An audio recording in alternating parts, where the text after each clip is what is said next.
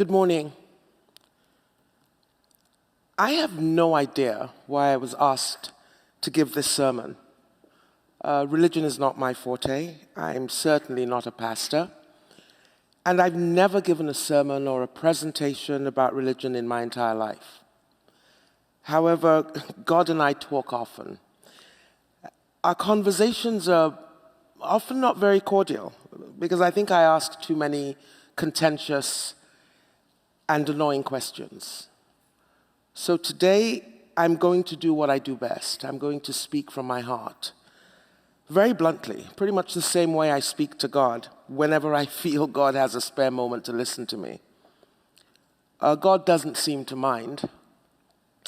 So I would ask you give me the same grace as I share a few thoughts with you and possibly ask a few annoying questions. My mother died on January the 18th, 2020. It still feels surreal because somewhere in my inner child, I expected her to live forever, but she didn't. She didn't, and I'm angry. You see, I was born on a hot, sunny day in Nigeria in 1961 to parents who didn't really want me. My mother had been told it was too risky for her to have another cesarean section, and my father had made it clear to my mother that he didn't marry her to have children. He married her because he loved her. So in reality, I was an accident. One of my parents must have stubbed their toe, and oops, here I was. My mother told me this story for the first time when I was about 8 years old. And I thought to myself, what if I had never been born? You see, at 8, I had come to realize that there was something wrong with me. I was different. I wasn't pretty. I didn't like boys, and yet everyone thought I wanted to be a boy, and everyone thought I acted like a boy. So I was a confusing kid. I was a troubled kid. I was a kid that had many secrets. We lived a very elite, upper-class life in Nigeria, in Africa. My father he had multiple degrees and was a graduate from Oxford University in England, held a master's, and yet my mother could not read or write, had never been to school. It was my secret. My father was having an affair and had started a whole new family. My parents were Catholics, so they couldn't get divorced. It was my secret. It was my shameful secret. My biggest secret, though, was that I didn't like boys. I liked girls. I had other secrets. I was born with 12 fingers. That was pretty cool. That was a cool secret. I was smart. I could solve complex math problems in my head. I enjoyed reading books about philosophy and logic, and I knew how babies were made. More secrets. I was a weird little kid. I didn't like scrambled eggs because I could see human forms in the eggs, and it weirded me out. I was very sensitive. I cried a lot. Sticks and stones could break my bones, and names could absolutely hurt me. I was a very, very weird kid. And yet, through it all, my mother saw me. She saw me for who I really was. No descriptors, just me as I was. She allowed me to be me. She trusted my intent. And she never questioned my core. You see, my mother was just as weird as I was. My early memories of my mother, I thought she was absolutely stunning. She was gorgeous, well-manicured, hair to die for, great fashion sense. But she couldn't read or write. And I never quite understood why. She told me that as a child, her mother had sent her to live with an aunt way far away in the north of the country. Her aunt promised to send her to school, but defaulted on that promise, and instead relegated my mother to something between a maid and an indentured servant. At 17, my mother returned to her mother's home. She met my father, who was a high school teacher. He was 27. They eloped. They got married. And her weird journey continued. Her first child, my brother George, died at 5 months. My parents were devastated. My father and mother moved to England. And my mother found solace with a really weird collection of people. She found a home. Weird people, Mrs. Danis. My mother told me about Mrs. Danis. Mrs. Danis was our landlady on Edgware Road. She was a Holocaust survivor, and every night she would wake up and run screaming through the building, "The Germans are coming, the Germans are coming, the Germans are coming." My mother would rush out to console her. My mother told me about Mrs. Kwa, our Chinese landlady in Cricklewood, a fortune teller who would drop by for tea every day and insist on reading my mother's tea leaves. My mother enjoyed her company. She thought the readings were fun. Mommy told me about the young French foreign student who offered her a ride in his old rickety car to work every day, and every day his old rickety car broke down. But she still accepted the ride, and she would save a homemade Nigerian meal for him every week because he was so far away from home. My mother told me about the white teddy boys, and teddy boys then, that was a subculture, a raging subculture in the 60s. These young boys always gave up their seats for her in the bus, always helped her carry my stroller into the bus, and frequently dropped by at the restaurant where she worked as a waitress. My mother would teach them Nigerian songs. My mother quit from her job at the restaurant one day when one of these teddy boys killed a man in the restaurant, but she stayed friends with them. They were still her friends. My mother regaled me with all these stories in my childhood, and I just thought they were the weirdest collection of people. So we moved back to Nigeria, and the people became even weirder. My mother opened a hairdressing salon and made more friends. In came divorced women, all of them with similar tales of woe, mistresses who were having affairs with other people's husbands, high-class call girls who entrusted my mother with their secrets, diplomats from strange countries, high-ranking government officials and not-so-high-ranking government officials, brightly clothed market women and street traders. There were really strange people like Mr. and Mrs. Wood, who lived in the same house as Mr. and Mrs. Carpenter. My brother and I got a kick out of those names. And they were white American missionaries from a strange organization called Moral Rearmament. And they preached that everyone had to say please, thank you, and sorry, and that would be the answer to world peace. Mrs. Wood gave us our first puppy. Mr. Wood drowned swimming in a lagoon in Nigeria. He was buried in Nigeria. My mother's friends included the exiled king and queen of Bulgaria. These people all collided inside my mother's world. My mother was weird, and I stayed a weird kid. And then the Nigerian civil war broke out.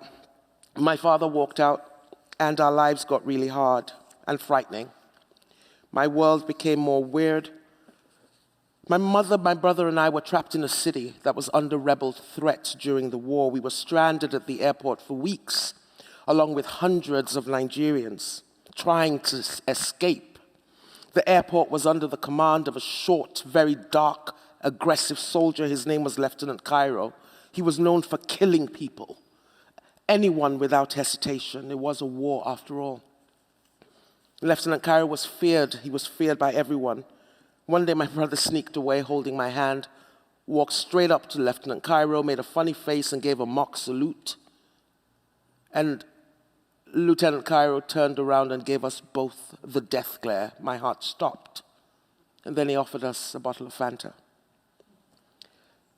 Lieutenant Cairo helped us escape from rebel territory in a rickety old plane with blood-stained interior and bullet holes through the windows and through the sides of the plane. We never heard from him again. Lieutenant Cairo died in the war. Lieutenant Cairo was weird, but then so was I. And then I went to boarding school, and there I learned that children can be horribly cruel. There I learned that being weird was a bad thing. And there I learned shame. And then I became a doctor. My mother had struggled and sacrificed to make that happen, and in my 4th year of medical school, she got sick and moved to the city where we owned a home, more weird people. In a city where she could not speak the language, where people from her part of the country were not welcomed, she found more people. She found Clement, the man from the East she'd known from his younger years, street traders, young apprentices, beggars, and lepers. Yes, lepers, who stopped by every Sunday to say hello. My mother was sick, but I had to keep her alive because we were both weird. Her sacrifice to make me excellent would not be in vain. I moved to the UK and then to the US, and I became weirder and weirder. You see, by now I had figured out I was a lesbian. I was a black African lesbian doctor who people mistook for a man or accused of wanting to be a man, who was ridiculed by most, especially Africans like me. I was a black African lesbian doctor who had made a conscious decision not to have children because I did not want children, and I was ridiculed even more. I became the monster that would eat people's children if they stood still long enough. I was weird. And then I met my wife. I met my wife, Moji. We were both weird. And I guess that was way too much weird. It felt like the world had turned against us. Family was hostile, downright cruel. People issued death threats. Through it all, my mother's words came back to me. She said, "Don't live your life for anyone else." She said to Moji and I, "Don't let anyone come between you." She made us wedding rings. And then my mother died, January 18th, 2020. I realized just how weird I was. I realized just how much weirdness I had forced myself to contend with when I realized that my weirdness had criminalized me and made me a criminal in the land of my birth. I realized that my weirdness prevented me from flying to my mother's bedside and standing by her while she died. I realized that my weirdness, which had bonded me to my mother, had disappeared because my weird mother was gone. I realized that I hated myself. I hated myself because my weirdness had robbed me of so much. I hated every ounce of me. And then I hated them because I had allowed them to hate me. And then I remembered that my mother loved me for the very reasons that I hated me. She loved my weirdness because it made me me. I looked to God for answers. Well, I actually looked to Jesus first. And Jesus said to me, "Margaret, don't ask me. Look what happened to me. I was weird, and I was crucified and killed on the cross." So Jesus said, "Margaret, remember that when you're having a bad day." And then Reverend Vicky came calling, and the reading. God chose what is foolish to shame the wise. God chose what is weak to shame the strong. God chose what is weak and despised to reduce to nothing things that are, so that no one may boast in the presence of God. I found solace in those words because clearly I was the chosen one, right? God was coming to my defense. Then I stopped to think about it. Foolish, weak, and despised. That didn't make sense to me because I had always considered myself wise, strong, and full of grit. That was how I had gotten through life. I had been praised for my strength and praised for my wisdom. So what if those people I had called foolish and weak because their values did not mesh with mine were actually the chosen ones? What if they had been positioned on this earth to make me think differently? What if I was the one who was so entrenched in my own pain and victimization that I now felt my suffering had earned me bragging rights? I had always spoken of my courage, my strength, my wisdom and determination, my fire built through grit, my pain derived from suffering. I had always pulled myself up by my bootstrings. I asked myself, had I been boasting in the presence of the Lord? What if the very people who threatened me with death were actually the chosen ones? Put here to shame people like me who consider themselves strong. Would I view things differently? Would I seek to understand them? Would I seek to listen more? Would I be more compassionate? Would I understand the need to strike out at others in foolishness? I shuddered at the thought, and again, I got angry with God because, like I said, God and I, we don't really have a good relationship at the best of times. I asked myself, what happens when I allow the foolishness of others to erode my wisdom, to shame my wisdom? What happens when I allow the weakness in others to deplete my strength? What happens? Is my strength shamed? What happens when I don't allow God to use my foolishness and weakness in ways that speak to others like me who revel in our self-determined wisdom and strength? What happens when I reject God's choice to use me in that way? What happens when I shirk from allowing God to use my attributes that the world has deemed despicable to reduce to nothing things that are? Because I consider myself above those asks, because I think I deserve more. What happens? What if? What if I saw my human weakness as God's strength? What if I saw my human foolishness as God's wisdom? What happens if the next time I look into the eyes of someone who is being incredibly foolish at their moment of weakness? What happens if in that moment I look for the hand of God? What happens? I don't know what happens. And that's my problem with God. That's why God and I have these conversations. You see, I think I'm smart, and so I don't think a lot of stuff makes sense. And then I remember that God's foolishness is wiser than human wisdom. If I truly understood this, my God would not be God, and I am way too arrogant to worship a God that I completely comprehend. The Apostle Paul, a man after my own heart, who I am sure had equally interesting conversations with God, said in his first letter to the Corinthians, chapter 13, verse 12, "For now we see through a glass darkly, but then face to face. Now I know in part, but then shall I know even as I am also known." I'm going to assume Paul made it to heaven. I'm going to assume his questions are answered. My questions are not. And I'm in no hurry to get to heaven. So for now, I'm going to accept that I really am weird, foolish, and weak in my strength and wisdom, as are you. God is using us.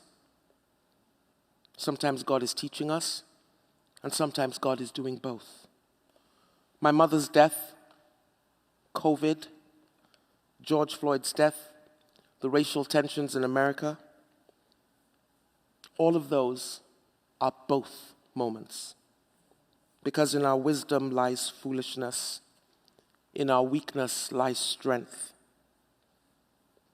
God is calling us to stand in humility in his presence. I continue to struggle with that. But that's my conversation with God for another day. I'll keep you all posted. Amen.